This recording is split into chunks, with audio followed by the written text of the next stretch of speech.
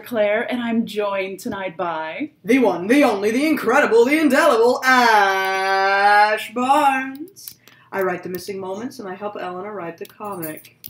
We are also joined tonight by a very special guest. Overexcited from girl ascended to editor, Lara. Woo! Hi guys, it's great to be here again. my favorite descriptor didn't make it in there. I thought we were going to use that one. Which one? The boobalicious one. Oh, you liked it! Oh. I thought it was bubblicious, and I was like, well, okay. And then you corrected me. I was like, that's a little more fitting. I mean... Yeah, that would be weird considering I think I'm the only one in the house who doesn't like boba. Oh, well, I wasn't thinking of boba. I was thinking of, like, badonkadonk, but okay. Okay. Ash can explain another time what badonkadonk means. Yes, I feel like I'm gonna need contest for that one. Badonkadonk is something you don't really have. Okay. It means booty. Booty, booty, Have a booty. booty? Yeah, but it's small. Rosie, stop. I mean, it's the size of mine, which is not tiny. No, it isn't. Isn't it? No. Okay, we'll have a wet underwear contest. Awkward. Anyway, this is supposed to be the Safe for Work live draw, so let's try to stay on topic, ladies. Oh, come Yes, on. our topic is, what are we drawing tonight? Okay, and I was going to do a Valentine's Day sort of themed... oh dear. You alright there? Sorry. Ash is still getting over a bout of bronchitis. Yeah, which was partially my fault because I dragged her to New York and it was raining a lot. And Laura might sneeze a lot because she's allergic to like half of the creatures in this house. Yes, that is true. But as for what I'm drawing, since it's the February wallpaper, or technically it's Don't think too hard about whatever, it. it really confuses me when I try to get into the details, but it's going to be February themed. That's great. That's Into fantastic. Detail. Welcome to Danger! Anyway, so I'm going to be making it a Valentine's Day themed one, and I was thinking of doing Maman and the two royals. And it's not going to be not safe for work because this is not that kind of live draw. This is for the children I watching know, the you're channel. so sad. Yeah. I know, it's sad. It would be a really... What I could do is like draw them all under covers, and then for the not safe for work one, I just do a draw over where I show what's under the cover. Yeah. Special double feature. Yeah. So subscribe to the Patreon. Yeah. Actually, a triple feature. You know what I'm saying? Oh!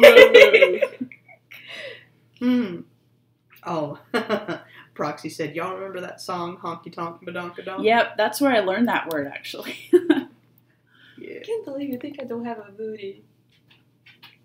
I mean, you do. Technically, you own one, but it's not like huge. Yeah. The whole way, I know Laura doesn't have the biggest booty in the house. Is it because of the swimming trunks? It is. So, we went swimming this evening, and she needed some, like, shorts to wear. If my brother's shorts fit you, you don't have a huge booty. Exactly! Exactly! She was telling me online this morning, yeah, I'm gonna borrow David's swim trunks. And I was like, oh, no, they will never fit you. And then, like, 2 seconds later, she's like, they fit fine! And I'm like, I cannot fit a single buttock. Exactly. Like, I don't David's think shorts. that's your butt though. I think that's just the width of her hips. It's both. It's kind of, yeah. I know your pain, Ash. Yeah. Especially as somebody who's, like, very pear-shaped. Like, it's really hard to find bikinis that, like, have the right size on top and the bottom. Which is why, blessedly, they often come sold separately now. That's good. Oh, we have our first question. Alright. Alex the Banff asks, hey Ash, I was rereading and I was wondering if GOD is still a thing. It is. I thought you said if Judy was a thing. I was like, Judy Hopps, I love her. Yes, GOD is still a thing. We have never said in the comic or in the missing moments what it stands for, right? Or have we? I don't remember where it was mentioned what it stood for. We have told people, but it will come up later. The first time we mentioned it wasn't alive, right? Okay. Okay. Yeah. I'm pretty sure what it comes from has been mentioned in a missing moment, but I'm not gonna say for sure that it has been, because hell if I can remember everything I have written. Well, according to... Apparently we have one. Someone in Facebook has been translated Sister Claire to Spanish. Mm-hmm. So according to their gallery, there is... Not all of the missing moments are translated. They stopped in the middle of Light After, and they had 300 pages of missing moments so far. So, yep. How many? 300. Oh, that doesn't surprise me one bit. No.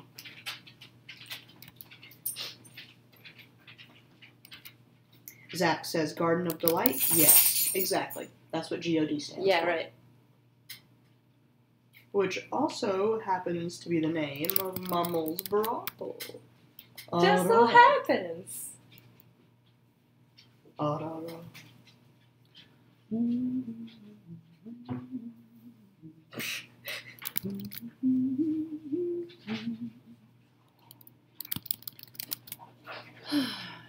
It's kind of like the more characters I add to something, the harder it is for me to imagine all of it working in 3D. The anatomy and such. Yeah. And I'm kind of scared to look up threesome on Google image search or like trio in bed or something, because this is not the not safe for work live draw. Shall we do it like quite away from the recording over here? Yeah, that's sometimes what Ash does. She'll look up the salacious things for me on her screen. Sorry. Bless you. And as I cough, Matt's like, "How are you feeling, Ash?" I'm doing pretty okay. It's, my bronchitis has mostly cleared up. Sometimes I cough a bit, and I still blow my nose a lot, and it's gross, and I hate it. But it's okay.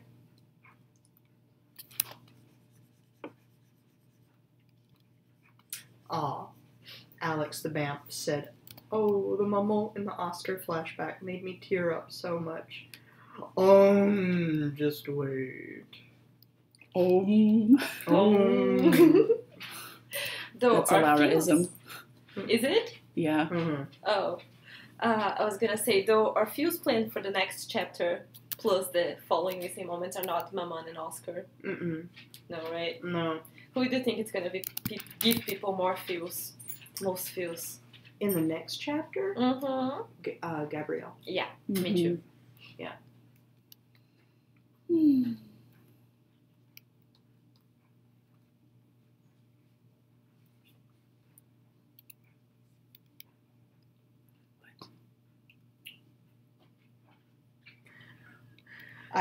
Nothing. You're distracting the artist. Sorry, Eleanor. Does anyone have any questions? Yes. It's very fun getting to ask the question.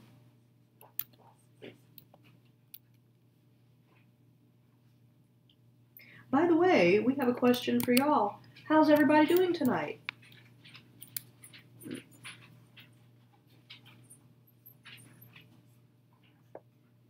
Who has the happy hand over there in the sketch? That's Michel. I'm gonna have him go like, Oh,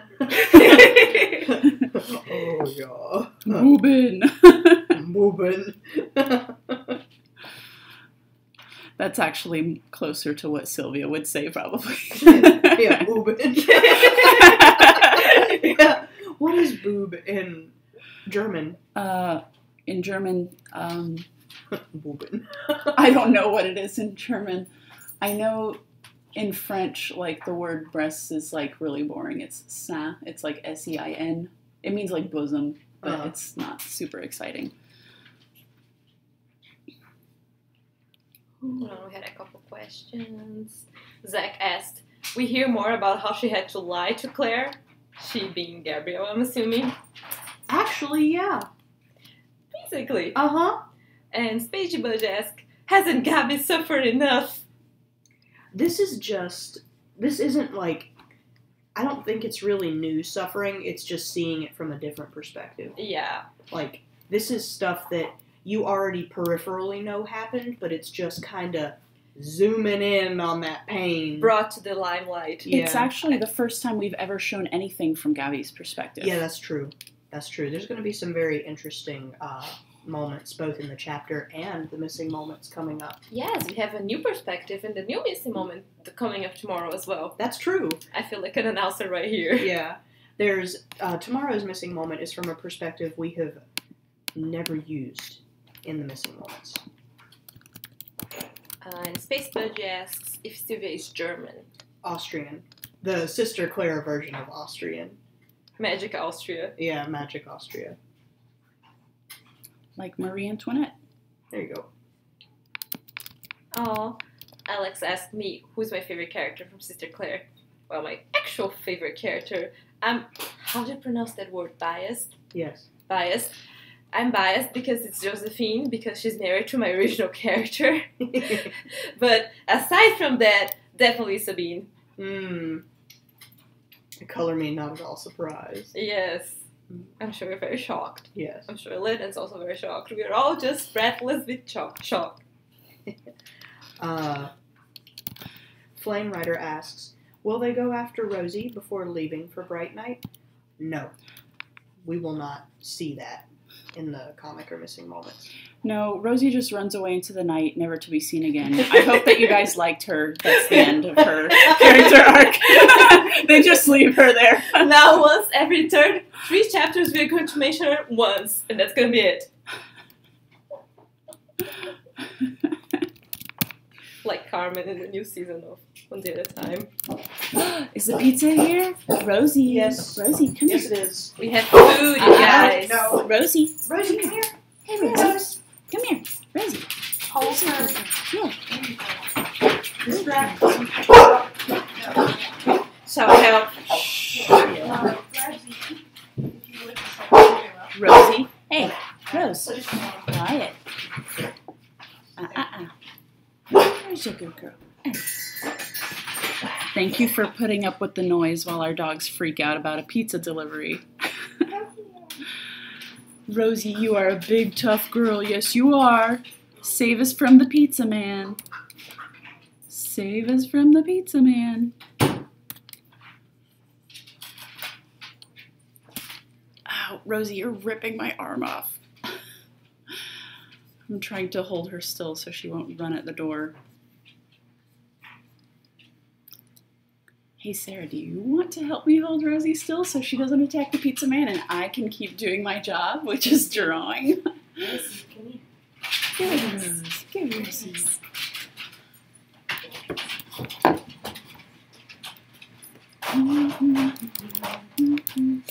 Here we go. Siki. It's me, Zeke. Alright, Zeke can be let out now. Lowry, you're free. Yeah. Yep.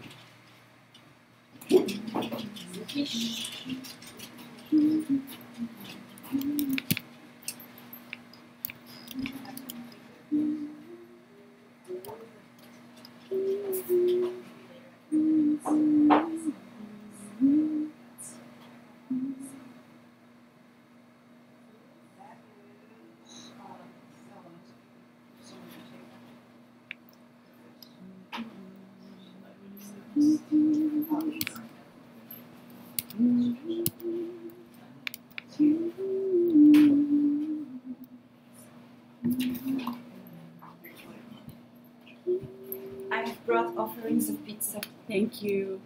What am I gonna do now? Should I like pause the recording while I eat pizza, or maybe? Should I pause for a little bit so you can either can talk to the peeps? Yeah, but should I keep recording while I talk Why to not? peeps? Okay. We may have a lot of valuable circular information for those of you who like to theorize. We know who you are.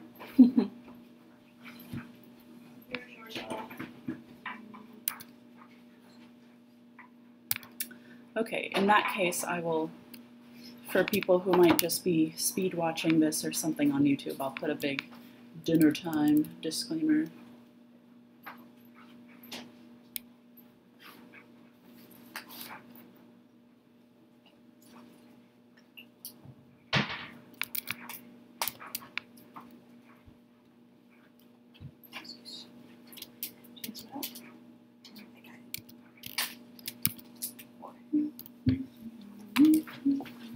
but we won't stop the recording. We're all still here.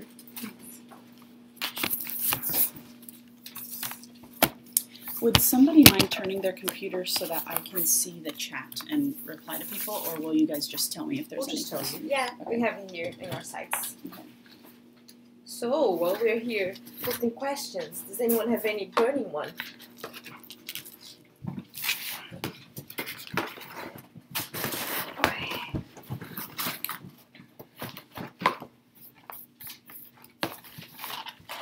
There was a something. Let's see.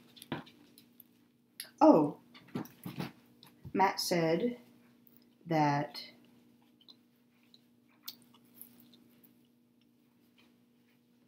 someone had an interesting question that he wanted to pose to me. How are selkie pelts and witch's hair alike? Okay, well, one of the only ways they are alike is that both of them can hold rather large amounts of magic. The larger the pelt, the more magic it has. The longer the hair, the more magic it can hold.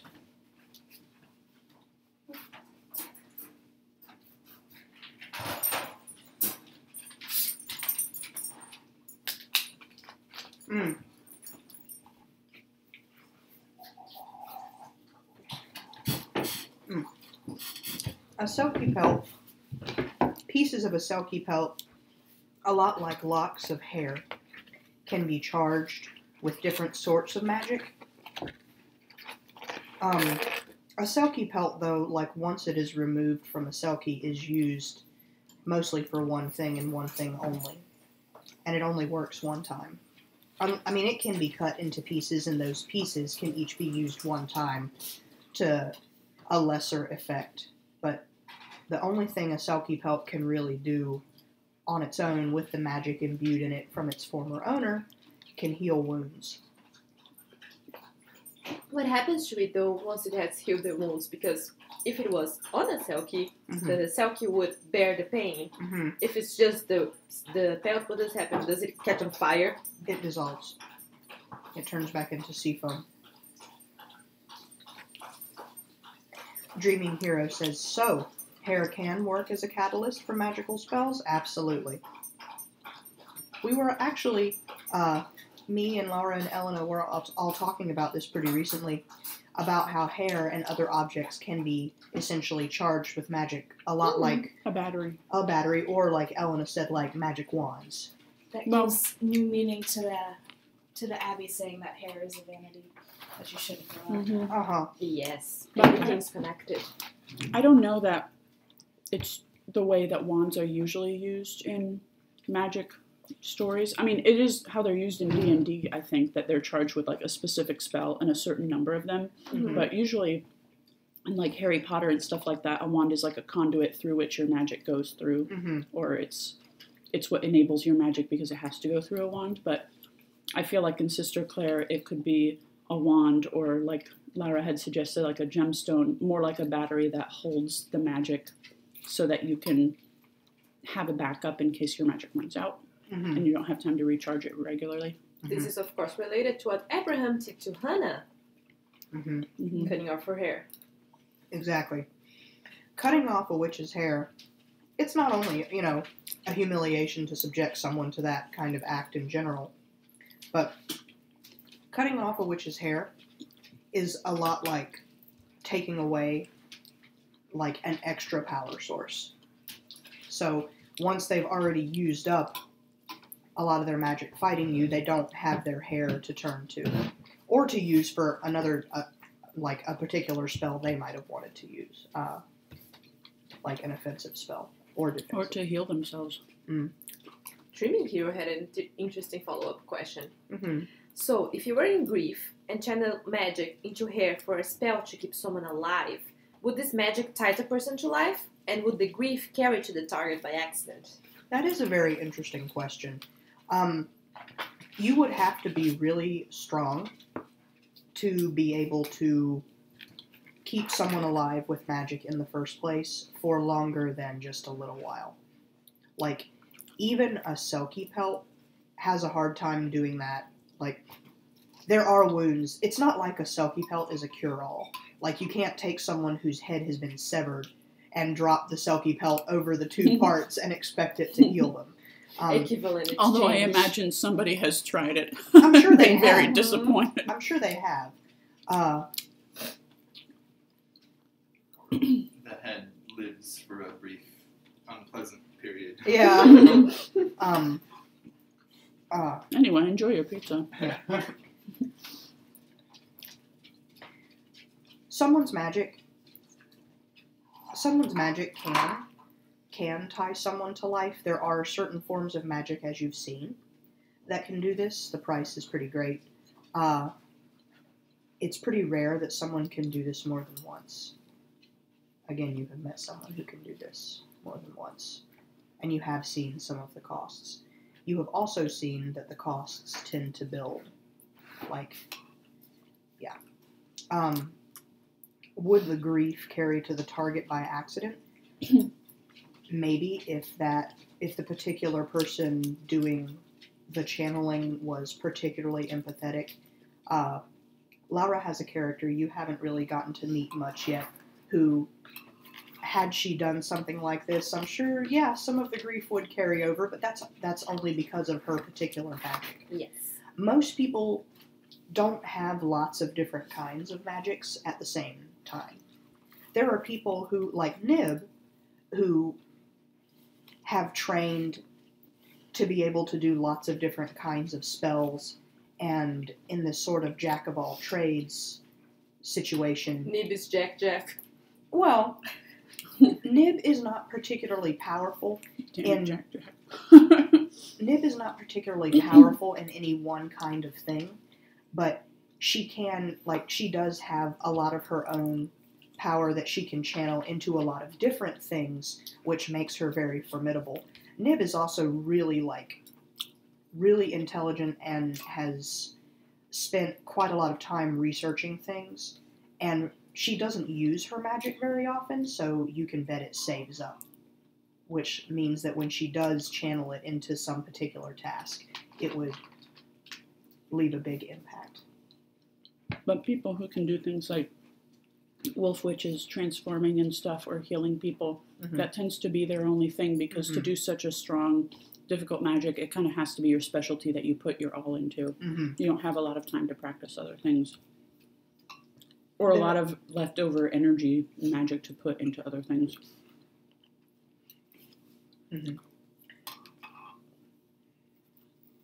But she also wanted to know if that hair ability carries over to fingernails and toenails, since they're made of the same stuff. Yeah, but that's gross. Not really, but Nasty. Thinking about my OC. I know you're thinking Yeah, about your everyone's OC. thinking about her. Everyone's thinking about her. What's her name again? She's always going to be I don't- fingernail girl. I don't remember her name. Her name is just Fingernail Girl. Fingernail Her Girl. special ability is Am I missing Bridget. something? Bridget. yeah, oh yeah, Okay. Bridget. She's in one of the missing moments, Oh, Sarah. yeah. She with can like pull out mouse her and spider. Yeah, she could pull out her fingernails, and my headcanon, I don't think we ever actually mentioned it, is that she tries to show off things she's built with her fingernails, and everybody's like really disgusted. Like in her room, she has like a little castle she's glued together, and she's very proud of it. That's Roche. You're welcome. But I it's love also her. like a beacon of magical energy. Yeah, it's her reserve. Little does everybody know. Gross. I was gonna say though, things like fingernails, toenails, like, yes, they would also be imbued with someone's magic, but because they're just not very large, they wouldn't, and it's a lot more painful to remove someone's fingernails or toenails than it is to, cut off your hair. Then again, that might be your intent. True. Something that is a thing that we may eventually touch on, remains, bones, marrow, blood. All of that is also imbued with someone's magic and can, in fact, be harvested. So, Yikes. creepy, but is a thing. How about horns? Yeah, I was gonna What say. an interesting notion. I was gonna say we already seen this ash. Who could have thought of this? Okay, there were some other questions. Yes. Happy Sketch asked, is magic like mana? Mana, thank Mana. you. It can be completely consumed. It can be completely absorbed by another being. Yes. I don't think that magic, like any kind of energy, is ever consumed. It's just turned into something else. I can think of one instance where it's consumed. We just haven't seen it. Thermodynamics. Hmm? Thermodynamics. We just haven't seen it fully. But it doesn't become nothing. No. You're right. I guess it becomes a different kind of energy. Mm-hmm. But yeah. And the Bloodsucker proxy wanted to know if guns exist in Sister Claire. I'm sure they do. They're not very effective for much besides hunting. Try and shoot a shard. Like, that's not going to do very much. And he said specifically things like flintlocks and muskets. Yes, they would definitely exist. I'm sure people would try not to use them very often. I think instead they would try to use more silent or quiet options for hunting, like crossbows, snares. The Helsings use crossbows primarily for long distance stuff. Yeah, and they're not the only ones who have been mentioned as using crossbows. If y'all will remember, when Clementine is trying to find and does find the builders, she is shot with a crossbow bolt by Cog's dad. Oops. He's horrified by this because he thought she was a stag. Maybe. And he was mostly right. Matt wants to know if Nib ever invented her own spells, besides opening a portal to Limbo. You know that tiny thing she did once? Mm-hmm. I'm sure she has invented some of her own spells. I'm not sure what yet, but we'll probably see a few things here or there.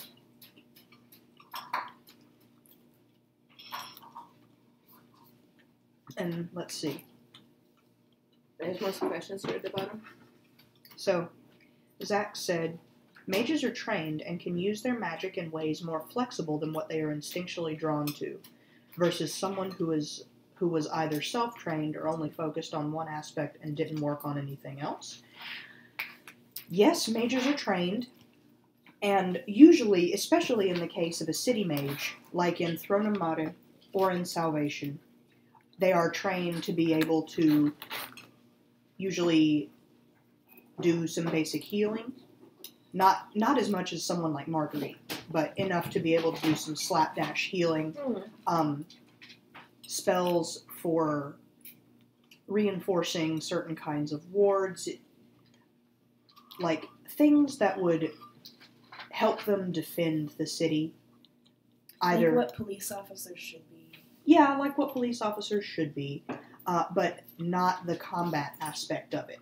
At least, mages are also trained in a lot of ways that just serve the city, like water purification, air purification. In Throne of Mare, a lot of city mages work to keep the canals clean and stuff. Like, things like that.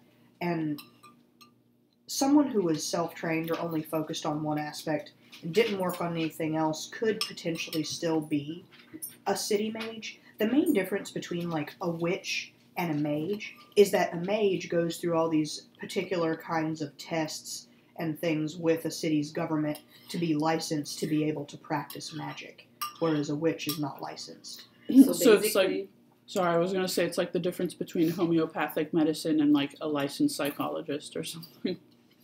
The difference between having or not a piece of paper. Well, I don't think that's a completely excellent comparison because I don't know. In the case of mages and witches, both of them have magic that actually works. It's just that only one is considered credible and trustworthy, and only one is sanctioned. But some only people, one has FDA approval. Yeah, but one of them, while not sanctioned, might know a hell of a lot more of a way to be able to help somebody. Someone like Whist. You know, a lot of the city mages or people who were called in to look at Mummel were probably like, there's nothing you can do. but keep her comfortable, you know? And then Whist comes in and is like, actually, I can really improve her quality of life, you know? And, you know, Whist isn't licensed, but... They probably have limits on what they're allowed to do as well. That's true. Because of, like, suing and stuff like that. Or just the fact that they're supposed to serve the city and not focus on one particular person at a time. Or at least not a ton. Just like a doctor, most of the time. You go into a doctor's office and you're supposed to be there for an appointment.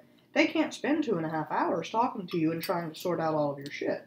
It seems like they wouldn't really be the person to call in that kind of situation. I'm sure there's, like, specific Dr. Witches or Dr. Mages.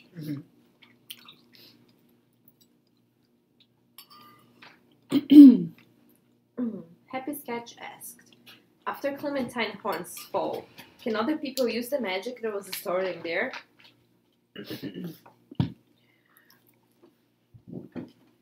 It depends. Well, okay. If Clementine's horns have fallen off, they are inert. There's no more magic in them. You could use them as kindling, or as a particularly nice decoration. But, I mean, if you broke them open, nothing would come out of them. They would just... They're horns. Yeah, they're just horns. Antlers. Use them in all of your decorating. Yeah. Tin horns for my mom. Oh my god. No, Mama. So yeah, like Clementine's horns having fallen off would be pretty much useless. Now, if they have been torn off, broken off, etc., they could be used for a lot of different things.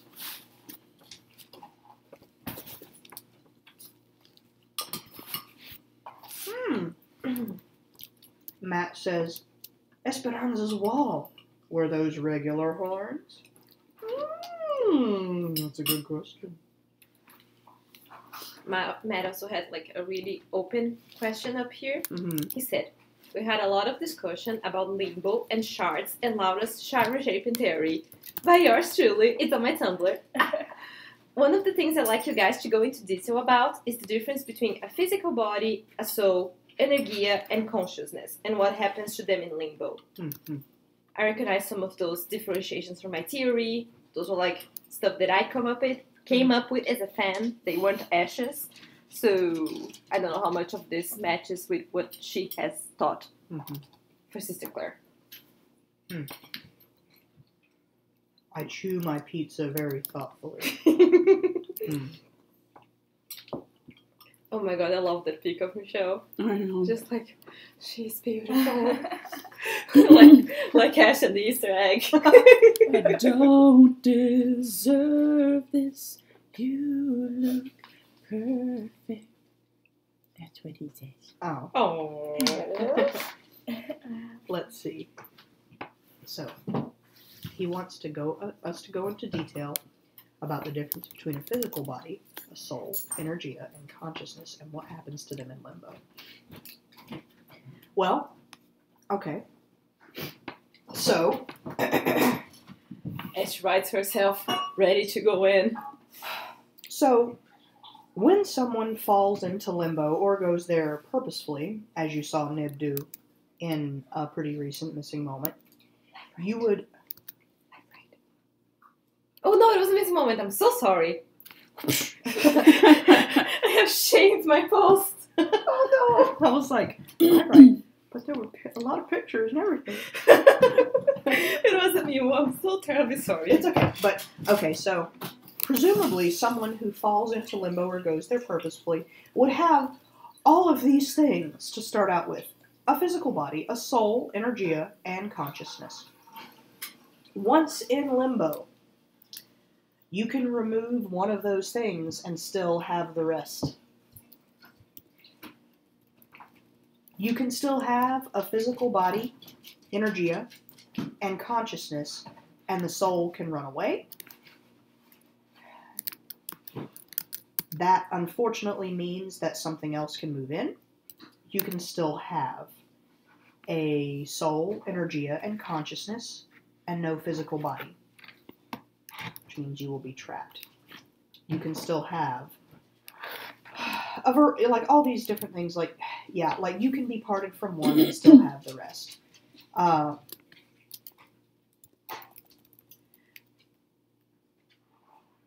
Like, what happens to each of them? The longer someone remains in limbo, the more likely it is that they will be separated from more than one of these things. The physical body would be the first thing to deteriorate. Energia is energia. It can dissipate and move somewhere else. It can be consumed by something else.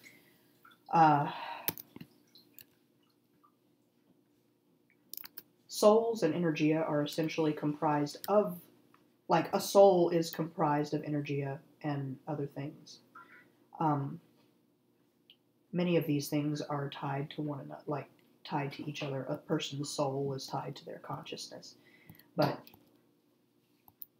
someone who's been in limbo for a really long time, so okay, what happens to each of them? The physical body dissipates first, then the energia. So you just have a soul and what's left of conscious thought. And over time, that also deteriorates and eventually becomes a shard. Sorry, while you're having this very serious conversation, I'm trying to figure out Michel's like face expression to having his maman's boob shoved into his face. I would say I looked up and you were making a face like this. I would say his facial expression should be utter bliss.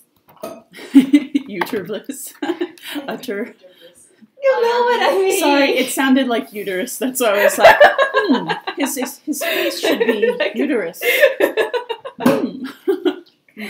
Yes, now the Discord has witnessed what I'm sure it will be the first of many mispronunciations in English. Many. You're doing just fine. Yeah. Say beach. I'm going to slap you. I am here physically now. I can do you bodily harm. Oh, Brother Nerd asked, has Abraham gone to limbo before finding Nip and Rosie there? Yes. Yes. You saw her go to limbo. Or at least be present when someone else was very close to it. If you reread The Missing Moment, I can't remember if it's Don't Wake Them or the one right before that, but she rescues Gabby from limbo. Or it should be implied that she is pulling Gabby back over and over again. She takes care of Gabby for a long time. And Gabby is not well. So yes, that's not her first venture into that place.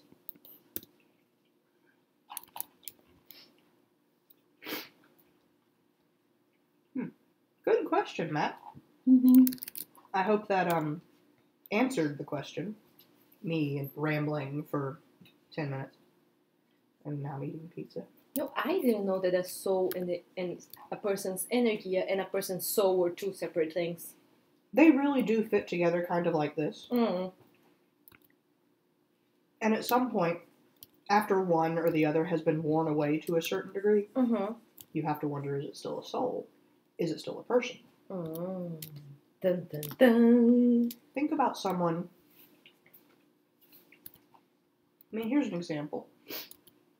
You know, my grandmother had really, like, terrible Alzheimer's, and over time, her consciousness was worn away. And you have to wonder, at what point was she my grandma, and at what point was she not? Like, I would have continued, I mean, obviously I continued calling her my grandmother, you know, up until the very end of things. But at what point was she no longer herself? When did it, like, become impossible for her to be herself? At what point of the wearing away did that happen?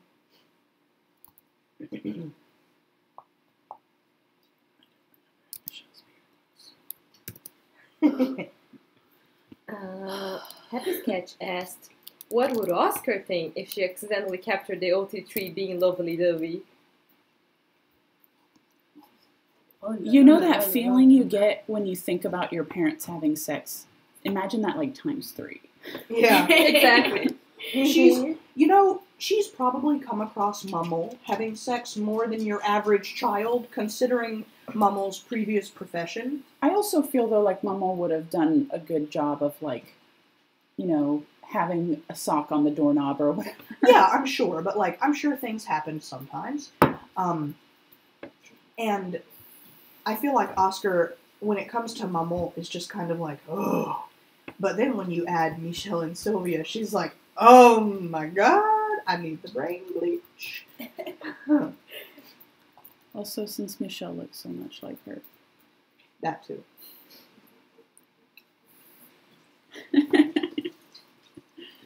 Hold on, we have a lot of questions here tonight. Mm-hmm. Let me go up. Oh, Artsy asks, which character did your perception of change the most, positive or negative? Elena, do you have an answer to that one? I'm sorry, I am trying really hard to find a picture of Michelle and I didn't hear any of that. Why didn't you ask me? Because you were answering another question at the time. Okay, fair. That was actually very polite. Thank you. But, sorry, can you repeat the question? Artsy asks, which character did your perception of change the most, positive or negative? Like, over the course of making the comic, what character, yeah, like... I'm assuming so. I think Clementine, mostly just because the way I initially conceived her, she was pretty different. Mm-hmm. I think, for me,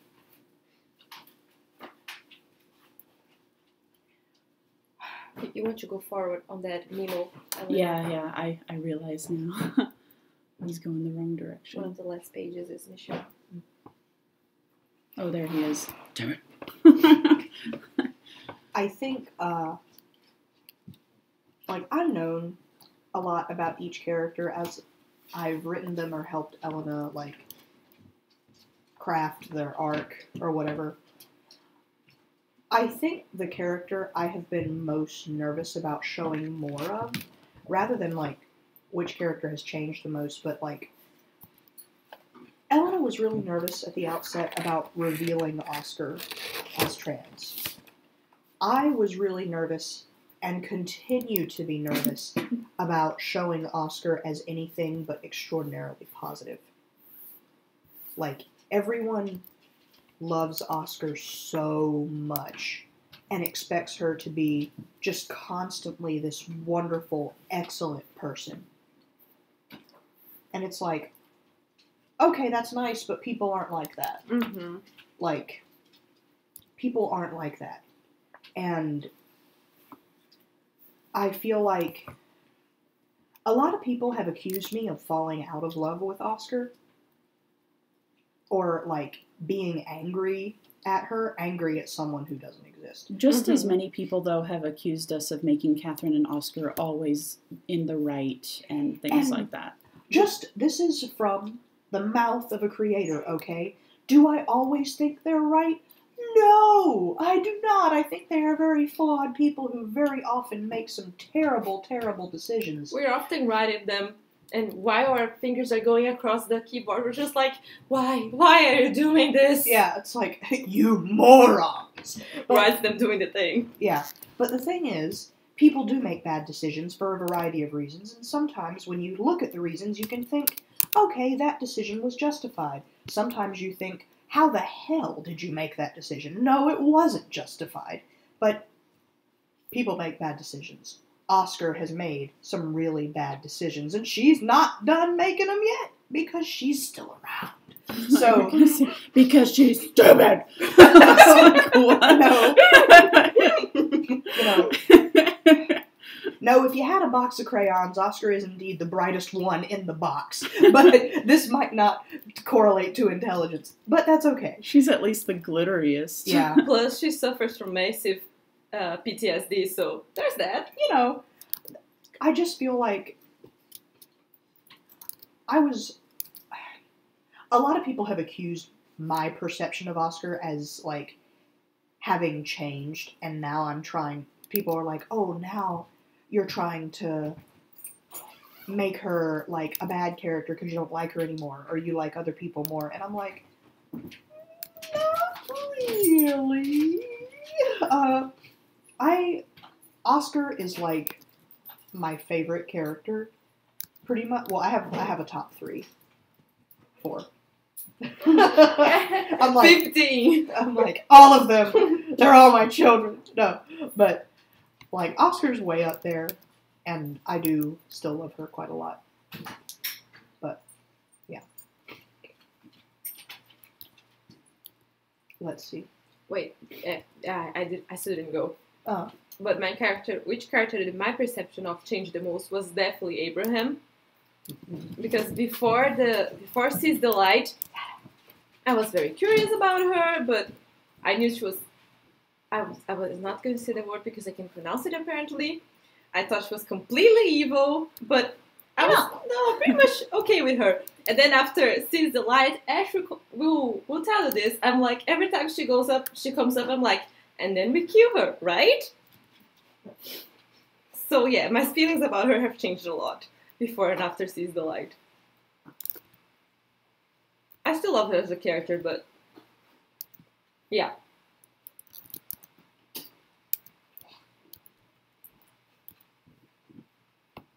Shoot. Should I move on Don't to talk to other Laura questions? like that. No, I was talking. I'm kidding.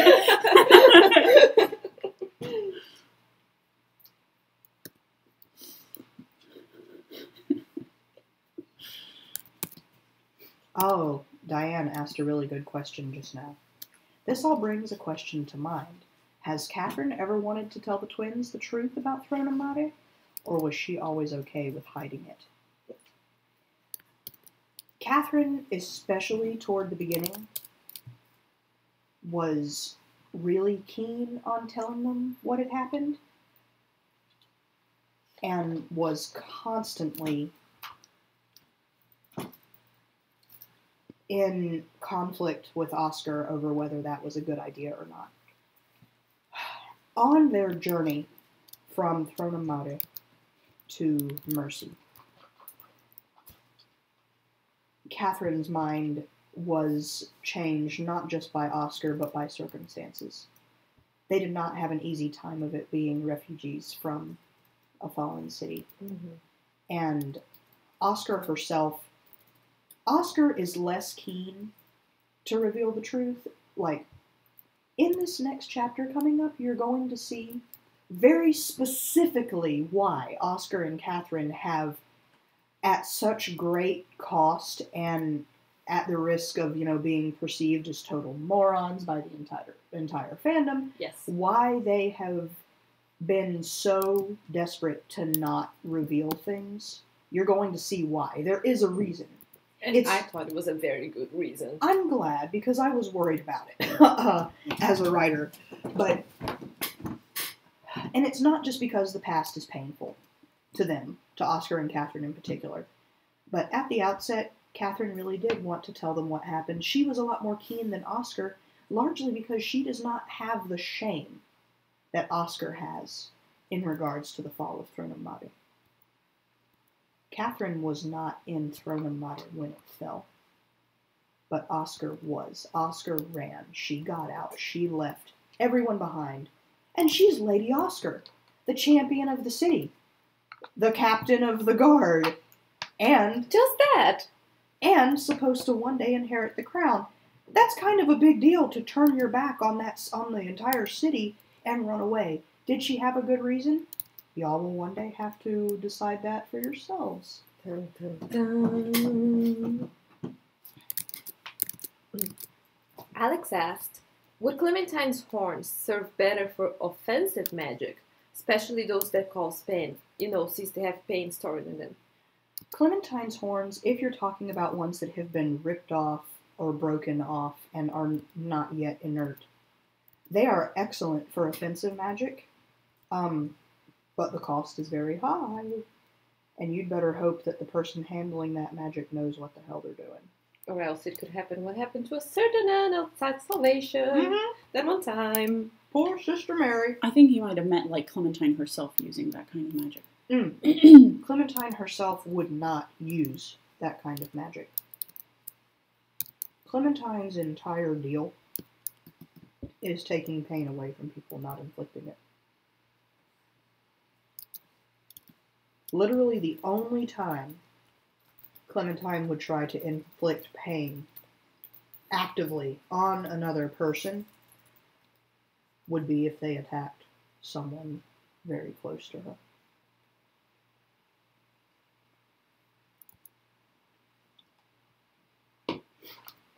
Oh, Happy Sketch proposed a theory of why, I think they're talking about why Oscar had to leave the city. They say maybe she had to choose between her friends and the twins. Maybe. Mm. Yeah. And Pat asks, when a machina is left open for energia to come in naturally, and it forms a soul, what are their personalities like? Different. I mean, just like people are different. Some machina are playful. All of them are curious. Like, all of them are curious, just like a child. I mean, kids like to put their hands in their mouths. The kids like to put everything in their mouths. Yeah. They like to look at things. They like to examine things, touch them. And for small machina, this doesn't present a huge problem. For big machina, And Happy Sketch asks if it would be different if Clementine's horns were cut off, not like falling off and become inert. If they were cut off, could people use them? That's a good question. Dun, dun, dun. You'll find the answer out to that one sooner than later. Check back in about, how many weeks? Like, what, 8 weeks? I don't know. I can't do math in the middle of a live draw. I need paper and pencils Mm-hmm. and quiet time. Oh, this is for you, Elena. Skubums asks, I've been wondering for a long time, what is that shadow on my mom's face? Oh, it's her 5 o'clock shadow. It's her stubble. Yes. Mhm.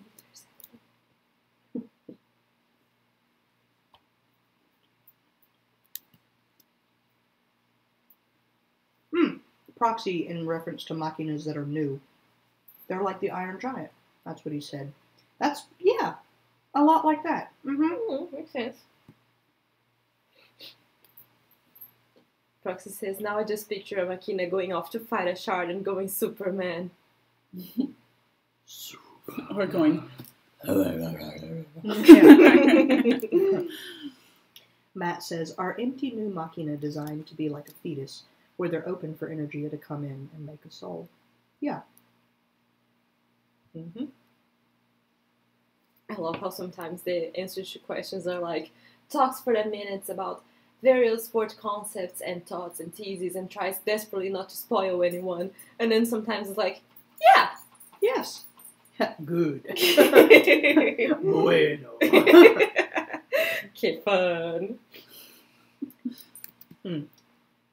Alex the Vamp said, would Machina avoid bigger cities or be drawn to them like shards? Old Machina that could function slightly like, or could have some maneuverability without a pilot, would seek out cities. Would seek out civilization. I'm loving Mama's hair, spinning the pillow. Mm-hmm. Yes. It is so pretty. Oh, Jamie asks about Clementine's horns. Would her horns keep growing if given the chance?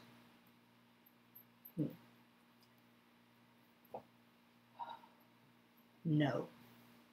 Like, if she stopped trying to help shards, no. Her horns would also stop growing. And eventually would fall off.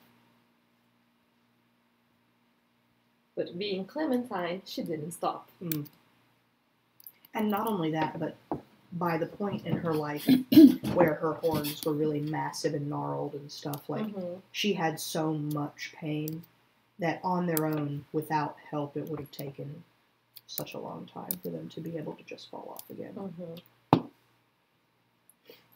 Spagey just asked, the horns fall off eventually, right? Yeah. They do, most of the time. Like, Clementine's horns toward the end of her life would not have fallen off. Not naturally, not for a very long time. Are you laughing at me? I'm laughing because there's been like several times now where you guys have said whores instead of horns, and I'm like, No. you said horn. I heard a whores in there somewhere. Well, It was probably me. If someone was mispronouncing something, it was probably me. Oh. It is very charming, I know. It is. Matt asked an interesting question. He said, speaking of shards, what happens to a person's body when they die badly? Is it transformed into the shard, or does the shard sort of like appear near it? Usually the latter. Like, usually the shard sort of appears near it. It also depends on the bad death. If there's a body left behind. I am still so outraged that the sentence is not the later, it's the latter. Because I always thought it was the later. Well, latter does mean later. But later already means later. Ay. Why is this Kansas if this is not Arkansas? America explain. Why is this pronounced Kansas? But this is not Arkansas. What is Arkansas?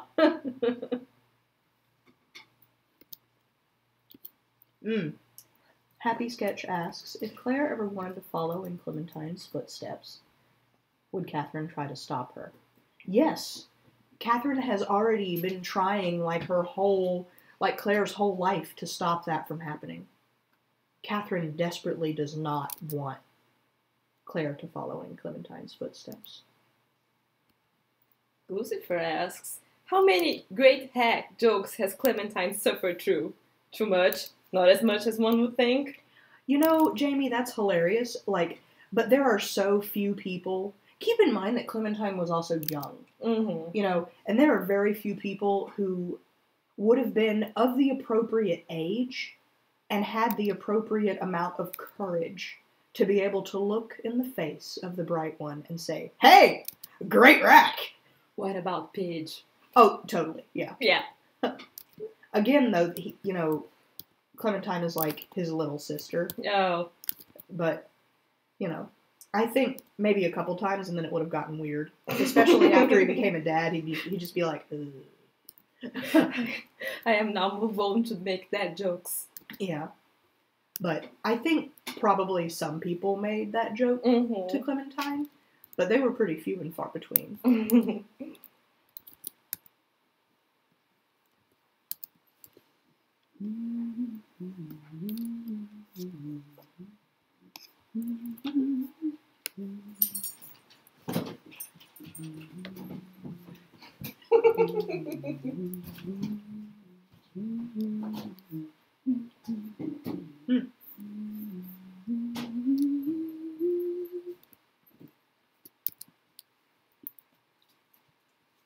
What are you humming, Elena? Oh, I'm humming. If I could begin to be half of what you think of me. Yeah, it's been stuck in my head today.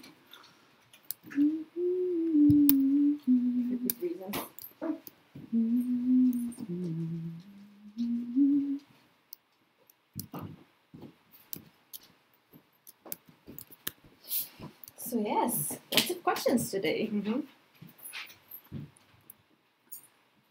Oh, follow-up question to that Claire and Catherine ask. Do you think Claire would follow in Clementine's footsteps if given the choice at a younger age? Yes. Most children, I feel like, would. Mm-hmm. Really? Mm, I wouldn't.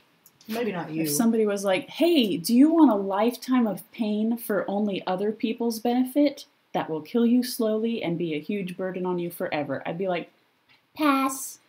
But when the choice is not explained to you that way, Mm-hmm. like when you see that you can help someone and you are the only person that can help that other person.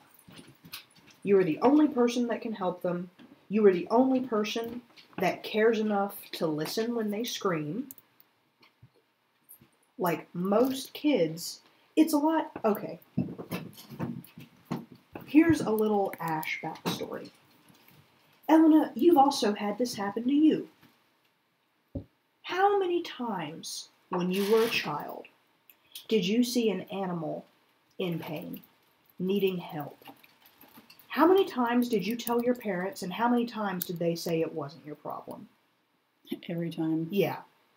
But you wanted to help, didn't you? Mm-hmm. And you were a kid, and maybe you didn't know how to help. Maybe you didn't know what it was going to cost you to do it, but you still wanted to. Mm-hmm. Maybe once you started helping and you realized you were out of your depth, you would have floundered, begged for help, had some really bad moments. Does that sound familiar at all? Yay. You know, when I was a child, I remember I was at daycare once, and there was a bird with a broken wing struggling around the play area. No one else could be bothered to care about it. None of the adults, anyway. All the kids wanted to help it, but the adults just acted like, well, it's definitely going to die, so nothing we can do. Mm-hmm. And I coaxed this bird under a bush, thinking that when my dad came to pick me up, he would know what to do. And he would help me fix it because, he's my dad. Yeah, that makes sense. When he got there, I took him over to the bush and I showed him the bird. It was still there. It was still hurt. And my dad, to my horror, said the exact same thing that everyone else, every other adult at the daycare center had said. And he took me away, and presumably the bird died. Of course, Claire would want to help the bird. Of course, pretty much any kid is going to want to. Claire did help birds. Claire did, didn't she? That's where Snowy came from. That's where Snowy came from. But that was before a thing happened. Yeah. Claire did try to follow in Clementine's footsteps. But the thing is, most children, because kids know what altruism is so much better, and kids know about altruism, kids are just much more keen to help in general than adults are. Largely because they are unaware of the cost, and they have not yet learned what it's going to feel like when they fail to help, or when they can't help enough. Yeah.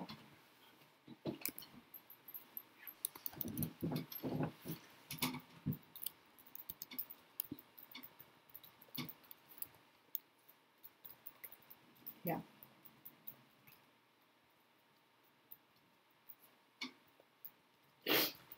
What can I have them wearing? Because it's not supposed to be messy.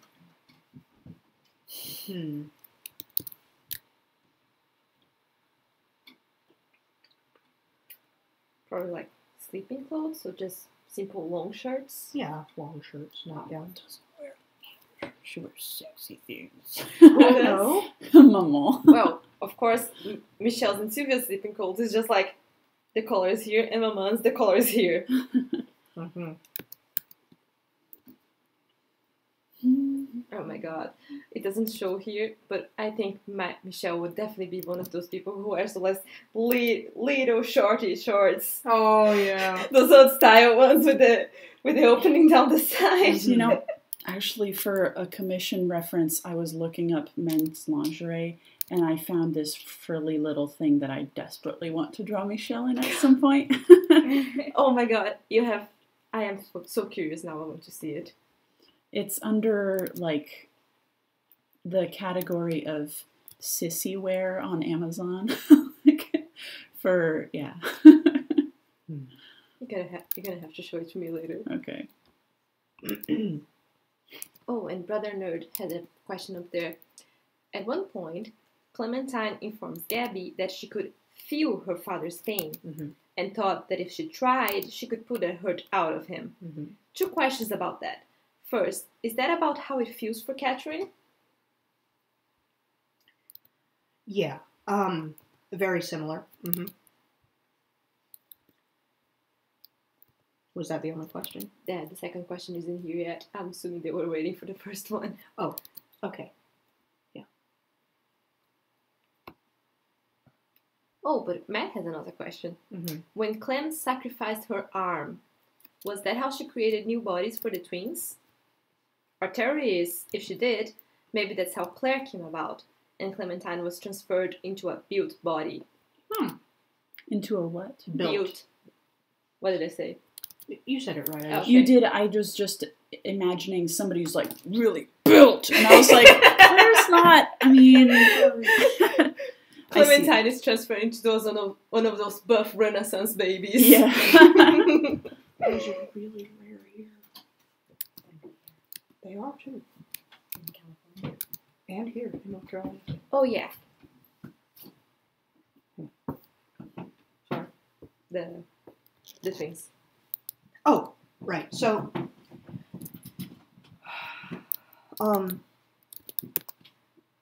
no, that was 55.71%. February wall PSD at God, what? 55.7%. Sorry, Oh no. I accidentally hit my like speak out loud button.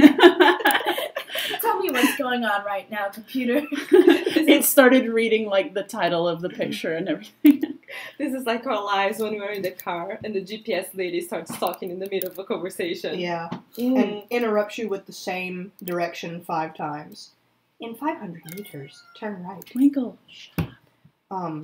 Rosie, stop hitting the table. Okay. So, Matt's theory. No, Clementine didn't sacrifice her arm to create new bodies for the twins. No, she didn't.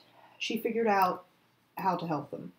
The cost to her was her arm. That doesn't mean she chopped it off and used it to help them. Like, her arm is still there under the vines, it's just withered. That's why in that picture, her hand is normal. Like, you can still see her hand. It's like... I was just imagining her doing some kind of ritual with a severed arm, and she's like... Yeah. Very Full Metal Alchemist. I was going to say, yeah, exactly. but it's not like, it's not Full Metal Alchemist. The arm was the cost to her, though. Is one arm worth 2 babies? Yeah. Good question. Weight-wise, maybe.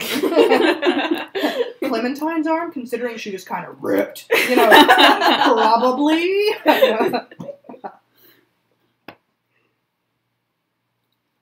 Oh, and the second part. Were you done, sweetie? Mhm. Answering the question? Yeah. Okay. So the second part of Brother Nerd's question about their dad. Second, does that mean that Clementine not only could, but also perhaps did do this at a later point? Pull pain out of people. I suppose so. So,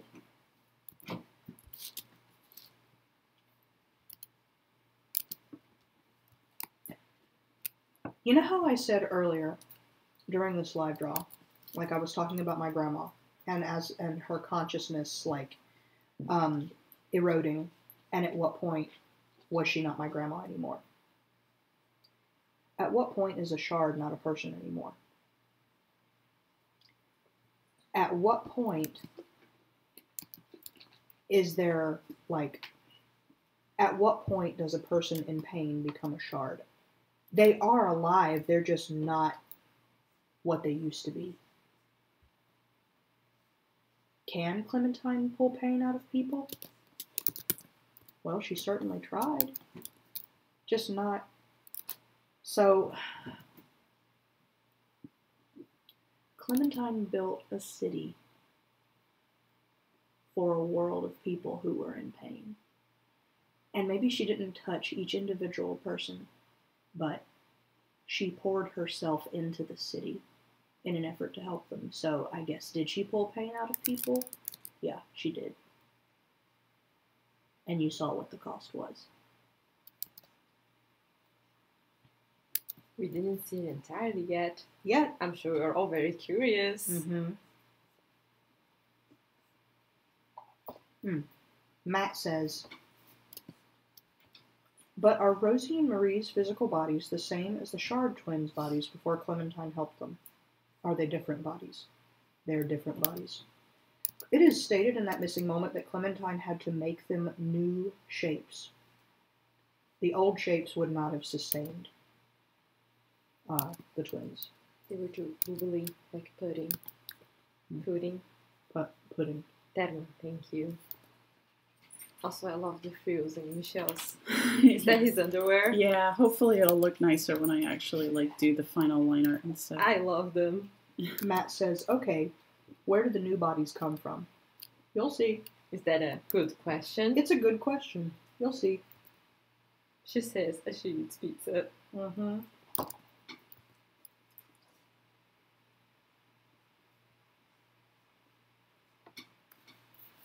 I don't even know that. Mm-mm. I have approximate knowledge of many things. I do not know where the twins' bodies came from.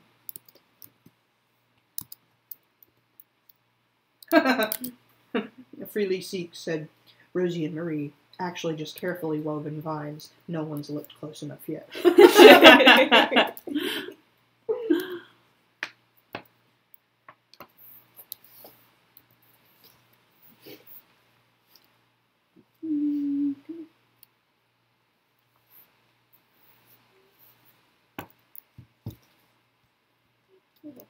What's wrong?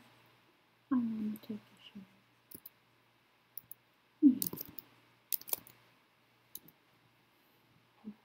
Oh, Brother Note asks, on several occasions, people using magic have referenced as having a secondary sensation.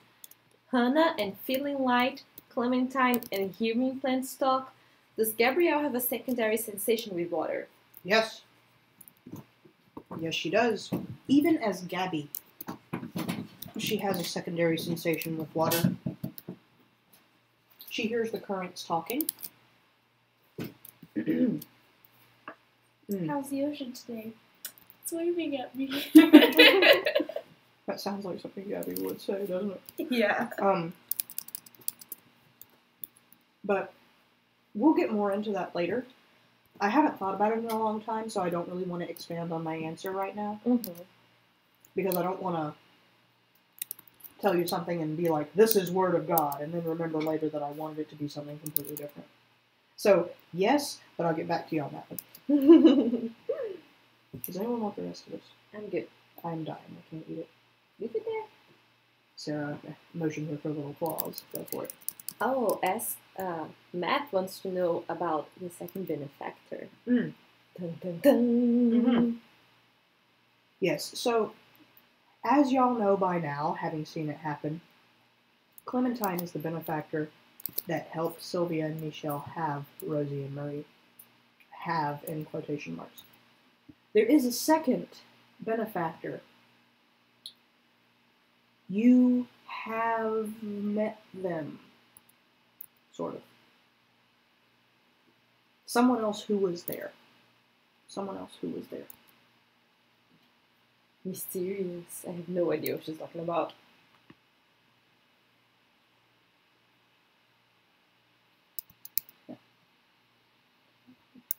I can't mouth it too much more loudly, or everyone in the chat will hear it. I'm like, Oh yeah. Speaking of, did everyone know that while I was here, we sat down to do some planning together, as one does when we work in a team, and we were talking about ideas and stuff for Sister Claire, and Ash starts talking about her ideas, talks, and then suddenly she interrupts herself, look at me, and says, did I just give you a huge spoiler?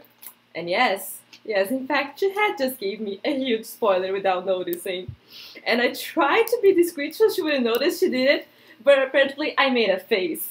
She did. I was just talking, and I was looking at her, and I was looking at Elena, and I said the thing, and I saw Laura's face go, whoop! And I was like, oh, shit. You didn't know that, did I you? was like, oh, I've done it to Sarah before, too. Like, the Many whole times. the whole thing about... You spoiled Sarah the same thing you spoiled me about. Remember, because we were in the car talking about how you spoiled me this time? I was like, oh, do I know that spoiler? And you were like, yeah, it's this one. And I was like, oh, I didn't know that one. It was his double spoiler feature. Happy Sketch says, but then the twins are not Michel's biological children's. Children's. Children's. No, they are his biological children. They have Okay, so, like, if the twins were going to, like, have an enumerated set of parents, the number of parents that they technically have is 4. Michel, Sylvia, Clementine, and whoever you were trying to silently mouth at Elena. Yeah. That doesn't mean they all have an equal amount of contribution in there. Like, if you're talking about just baseline genetic material, yeah, that's just Michel and Sylvia. They are the primary shareholders. Yeah, there you go. But if you're talking about the pieces that keep people together, if you're talking about that, then, yeah, there's 4. I was wondering if it would be okay if I just leave it at line art for now and color it later. Like later tonight? No, like later tomorrow or something. We have a lot of plans the rest of the week, and it's already really late in February. Like, if you want to pause for a little while and then come back, I'm sure people won't mind. I wouldn't mind a break for a little bit, but I would really like to get this out of the way tonight. Okay. Should I leave it on while I'm taking a break? Did you guys want to keep talking here, or? No, like, let's all take a break, because it's going to be weird if it's just a still picture and voices again. Like, disembodied voices. Yeah. We'll all be the disembodied voice of Lin-Manuel Miranda. Oh, Matt said, have we heard the name of benefactor number 2? No. Also, that's why we kind of know them. Yeah. Oh, you've met them. So, Twice. Do I know the name? No? No. Well, then it's very mysterious if I don't know it. Yeah. And on that note, somebody has peed under the table, and I stepped in it. So. Que fun. Que fun. Right. Do you want to take a break? Yeah. Yeah. Okay. So, shall we interrupt the recording? Yeah. We'll be back soon-ish. I'm not sure if it'll. I want to take a shower and walk Rosie, who is probably now empty of pee, but we'll be back soon. See you guys soon. See you. Goodbye. Hang on. It's there we go.